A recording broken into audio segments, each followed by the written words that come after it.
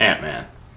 Ant-Man is directed by Peyton Reed, stars my favorite person ever, Paul Rudd, Evangeline Lilly, and Michael Douglas. I don't know if you can tell, but I kind of like this movie. It feels really good to go from Pixels to reviewing Ant-Man. Feels pretty great. In typical Marvel fashion, everything in this movie is great except the villain. The villain's really the only thing holding Ant-Man back, aside from the great cinematics, the great CGI, and the great acting. The villain is really the only bad part about it.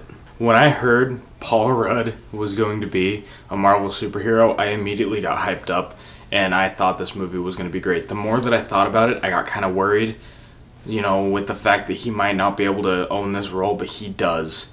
He totally delivers as Ant-Man. Michael Douglas, who plays Hank Pym in this movie, is great. Evangeline Lilly, who's essentially going to become the Wasp in Infinity War, is great. All the actors in this movie are good actors, and they really do show it in Ant-Man, which surprises me because being a superhero movie, you wouldn't think you'd get as great acting as you do in this movie. I swear to God, this is the funniest Marvel movie I've been to in a long time. Funnier than the first Iron Man. I mean, when I went to review this movie, I kind of, for a little bit there, considered reviewing it more as a comedy than as an action movie, because that's really what it is first and foremost, is a comedy. It has you laughing almost every 10 minutes. I swear to God, my stomach hurt at one point in this movie because of how hard it made me laugh. The CGI in this movie is, again, in typical Marvel Studios fashion, bar none. It looks amazing. And if you do go see this movie, I really, like Chris Stuckman did in his review of Ant-Man, I really recommend you go see it in 3D, because I saw it the first time in 2D, saw it the second time in 3D, and the 3D really does make a difference. It just makes everything look so much better, and normally 3D doesn't do that for me, but in Ant-Man it does. Again, with Marvel movies, it's the villain. I think his name is Yellow Jacket, or yeah, I think that's his name. I didn't feel any emotions when seeing this character on screen. I don't know what it is with Marvel. I mean, with Iron Man 2 and with Captain America and with Ant-Man, it's just, I don't know what Marvel has to do, but their villains are really weak, and they always are, and I don't know what they have to do to fix it, but they need to fix it, because, again, you can't just have the villain. You can't just show him on screen and say, this is the villain, you want him to die, you want him to lose. You gotta make us feel something, and with Ant-Man, you don't feel it. I can't go any further without talking about arguably the funniest character in this movie, a supporting role. Scott Lang's friend, Michael Pena, who plays Louise in the movie, he is probably the funniest part of this movie.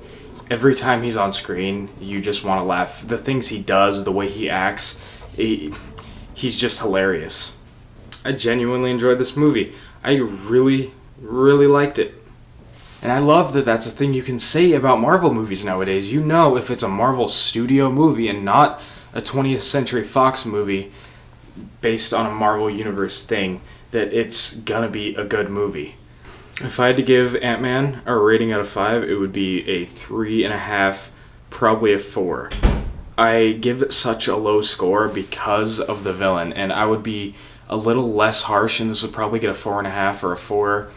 But Marvel really needs to fix that. With every movie they've been releasing, their villains are so weak, and it's to the point where I gotta be a little harsh with them. I mean, they have to fix it. It's bad, and it has to be fixed. With that being said, my next couple reviews coming out are going to be Fantastic Four and Straight Outta Compton. I'm really interested in Straight Outta Compton. It's been getting really good reviews by a lot of people, so I'm going to go and see that and see what the buzz is about. Thank you for watching.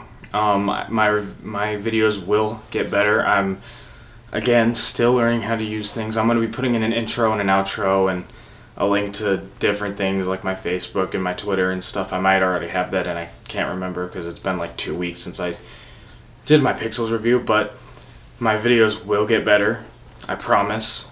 Remember to like, comment, and subscribe, and thanks for watching.